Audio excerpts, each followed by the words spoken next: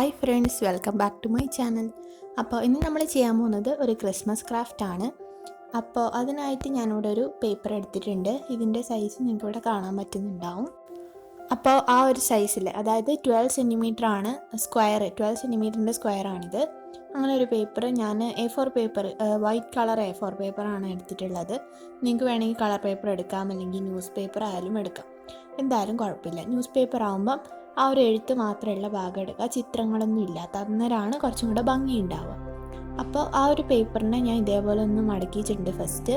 അതിന് ശേഷം കത്രിക വെച്ച് ഇതേപോലെ ഒന്ന് കട്ട് ചെയ്ത് കൊടുക്കുന്നുണ്ട്.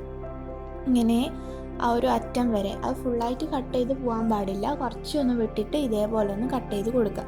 അപ്പോൾ വീഡിയോ കാണുമ്പോൾ നിങ്ങൾക്ക് കറക്റ്റായിട്ട് മനസ്സിലാവും. അപ്പോൾ ഇതേപോലെ ആ ഒരു പേപ്പർ മൊത്തമായിട്ടും ഒന്ന് കട്ട് ചെയ്തെടുക്കുക.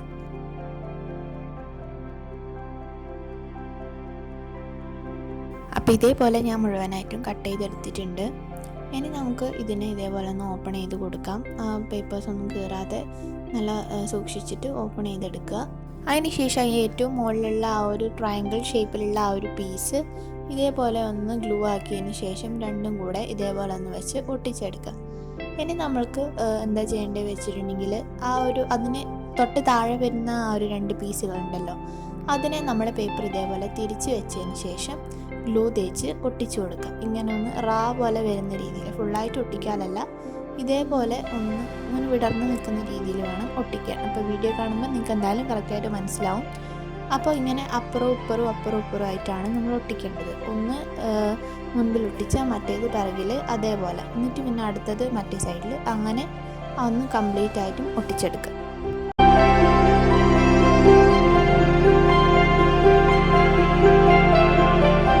അപ്പോൾ ഇത് നമ്മൾ കംപ്ലീറ്റ് ആയിട്ട് ഒട്ടിച്ച് കഴിയുമ്പോൾ ഇതേപോലെയാണ് നമുക്ക് നമ്മുടെ പേപ്പർ കിട്ടുക. ഇതേപോലെ ഒരു 4 എണ്ണം കൂടെ നമുക്ക് ഉണ്ടാക്കാനുണ്ട്. അങ്ങനെ ടോട്ടൽ 5 പീസുകളാണ് നമുക്ക് വേണ്ടത്. അപ്പോൾ ഇത് ഞാൻ 5 എണ്ണം ഇതേപോലെ ചെയ്തെടുത്തിട്ടുണ്ട്. ഇനി നമുക്ക് ഇതൊക്കെ കൂടെ ഒന്ന് ഒരുമിച്ചാക്കി ഒട്ടിക്കുകയാണ് വേണ്ടത്. അപ്പോൾ ഞാൻ ആദ്യം ഒരെണ്ണം എടുത്തിട്ട് അതിൻ്റെ ആ ഒരു താഴെ ഭാഗമുള്ള കോൺ ഉണ്ടാവില്ല, ഒരു താഴെയില്ല, ആ ഒരു കോണിൻ്റെ മുകളിൽ ഗ്ലൂ ആക്കിയതിന് ശേഷം വേറൊരു പീസിൻ്റെ ആ ഒരു കോൺ തന്നെ വെച്ച് ഇങ്ങനെ ഒട്ടിക്കുകയാണ്. അപ്പോൾ ഇതേപോലെ 5 എണ്ണം നമുക്ക് ഒട്ടിച്ചെടുക്കണം. അപ്പോൾ ഇത് വെയിലത്ത്, ഭയങ്കര വെയിലായതുകൊണ്ട് ഒന്നും കാണുന്നില്ല, സോറി.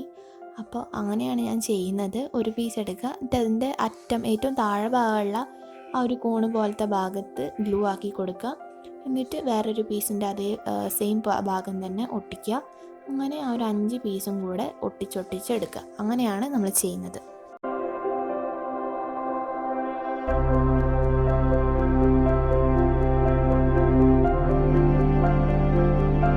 പിന്നെ ഒട്ടിച്ച് കഴിഞ്ഞപ്പോൾ അതിനൊന്നും കൂടെ ഒന്ന് ഉറപ്പിച്ച് നിർത്താൻ ഞാൻ സ്റ്റേപ്ലറും കൂടെ അടിച്ചിട്ടുണ്ടായിരുന്നു കേട്ടോ.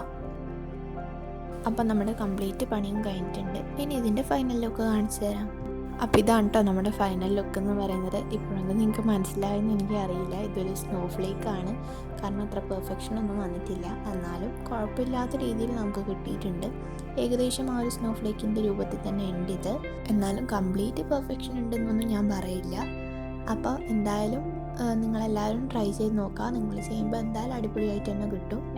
അപ്പോൾ ഇന്നത്തെ വീഡിയോ നിങ്ങൾക്ക് എല്ലാവർക്കും ഇഷ്ടമായി എന്ന് വിചാരിക്കുന്നു. ഇഷ്ടമായെങ്കിൽ എന്നും പറയാറുള്ളത് പോലെ ലൈക്ക് ചെയ്യുക, ഷെയർ ചെയ്യുക, സബ്സ്ക്രൈബ് ചെയ്യുക, അതുപോലെ താഴെ കമൻറ്റും ചെയ്യുക. അപ്പോൾ എല്ലാവർക്കും നല്ലൊരു ദിവസം ആശംസിക്കുന്നു. Thanks for watching.